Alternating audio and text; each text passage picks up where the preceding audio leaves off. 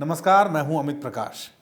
तो फंड्स की जो प्लेलिस्ट हम तैयार कर रहे हैं उसमें इक्विटी स्कीम्स कैटेगरी में बस आखिरी के कुछ फंड्स बचे हैं जिसके बारे में आपको ज़रूर जान लेना चाहिए। तो आज हम उनमें से दो फंड्स के बारे में आसान और सरल भाषा में समझते हैं। इनमें से एक फंड का नाम है वैल्यू फंड और दूसरे का नाम है कॉन्ट्रा फंड। ये दोनों फंड्स बेसिकली एक अलग तरह की इन्वेस्टमेंट स्ट्रैटेजी पर बेस्ड हैं। जैसे कि नाम से थोड़ा बहुत आपको अंदाजा लग रहा होगा, यानी वैल्यू फंड मतलब जो वैल्यू इन्वेस्टमेंट स्ट्रैटेजी फॉलो करते हैं, और कॉन्ट्रा फंड जो कॉन्ट्रेरियन इन्वेस्टमेंट स्ट्रैटेजी को फॉलो करते हैं। अब थोड़ा डिटेल में समझते हैं इन दोनों फंड्स के बारे में।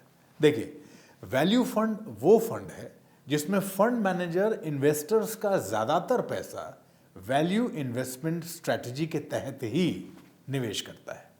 इसमें उन कंपनियों के स्टॉक्स खरीदे जाते हैं जो फंड मैनेजर के हिसाब से उन स्टॉक्स की असली कीमत से सस्ते दाम पर मिल रहे होते हैं। इसको आप ऐसे समझ सकते हैं कि जब कभी भी सेल लगती है ना, तो आपको 100 रुपए का सामान 70 या फिर 80 रुपए में मिल जाता है।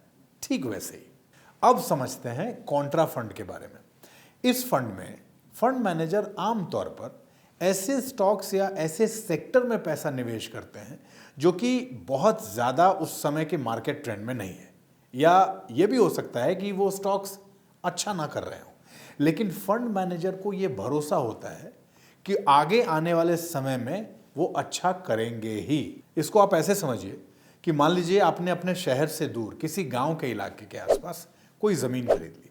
अच्छा, उस समय उस ज़मीन पर कोई पैसा नहीं लगा रहा, लेकिन आपको ये भरोसा है कि अगले 5 साल में इसके आसपास कोई बड़ी इंडस्ट्री या प्लांट लगने वाला है या फिर एयरपोर्ट बनने वाला है, और तब आपकी उस जमीन की कीमत का बढ़ना तय है। अब समझते हैं अगला पॉइंट, क्या आपको इन दोनों फंड्स में निवेश करना चाहिए? देखिए, अपने total long term equity portfolio का एक छोटा हिस्सा जैसे कि 20 से 25% आप इस तरह के फंड में इन्वेस्ट कर सकते हैं।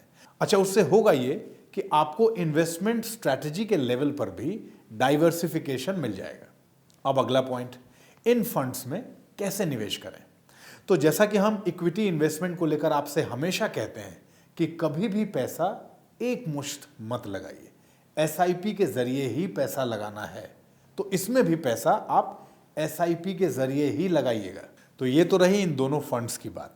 अब अगला एपिसोड थोड़ा ज़्यादा इंटरेस्टिंग होने वाला है, क्योंकि इसमें हम आपको एक ऐसी फंड कैटेगरी के बारे में बताने वाले हैं जिसके ज़रिए आप गूगल जैसी दुनिया की बड़ी इंटरनेशनल कंपनियों में भी अपना पैसा निवेश कर सकते हैं।